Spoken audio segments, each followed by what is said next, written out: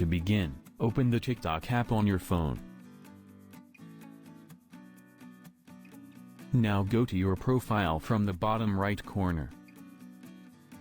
Then tap the three lines from the top right corner. From the pop-up menu, select Settings and Privacy. Swipe up to go down.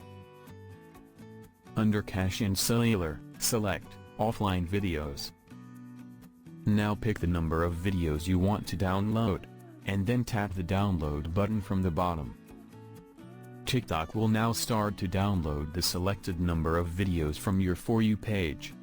You will see the progress, how many videos has been downloaded. You can browse the videos while the download process is running. After the download's completed, tap the settings button below. You will then see the confirmation, 50 videos has been downloaded. You can watch these videos at your leisure without an internet connection.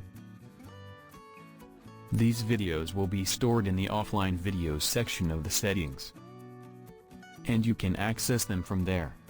To delete all the downloaded videos, tap the settings button. Then tap the clear button below. From the confirmation window, tap clear.